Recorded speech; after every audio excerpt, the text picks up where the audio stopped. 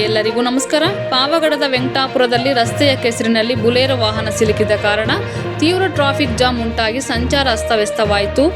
ಈ ಸಮಸ್ಯೆಗೆ ಮೂಲ ಕಾರಣಗಳು ರಸ್ತೆ ಕಾಮಗಾರಿ ವಿಳಂಬ, ಅಪೂರ್ಣತೆ, ವೆಂಕಟಾಪುರ ಮತ್ತು ಇಂದೂಪುರ ರಸ್ತೆ ವಿತರಣೆ ಕಾಮಗಾರಿಗಳು ಪೂರ್ಣಗೊಳ್ಳದಿರುವುದು, ಕಳಪೆ ರಸ್ತೆ ನಿರ್ವಹಣೆ, ರಸ್ತೆಯಲ್ಲಿನ ಹೊಂಡಗಳು ಮತ್ತು ಮಳೆಯ ಸಮಯದಲ್ಲಿ ಕೆಸರು ತುಂಬುವುದು, ಒನ್ ವೇ ಸಂಚಾರ ವ್ಯವಸ್ಥೆಯ ಕೊರತೆ, ಸ್ಥಳೀಯರ ಆಕ್ರೋಶ.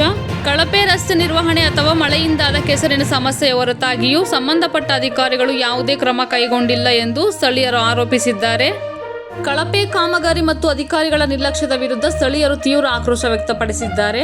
ಈ ಘಟನೆಯ ಮೂಲ ಸೌಕರ್ಯದ ಕೊರತೆ ಮತ್ತು ಸ್ಥಳೀಯ ಆಡಳಿತದ ನಿರ್ಲಕ್ಷ್ಯದಿಂದಾಗಿ ಸಾರ್ವಜನಿಕರು ಎದುರಿಸುತ್ತಿರುವ ತೊಂದರೆಯನ್ನು ಎತ್ತಿ ತೋರಿಸುತ್ತದೆ. ವರದಿ ಮಾರುತಿ, MS ಮೀಡಿಯಾ.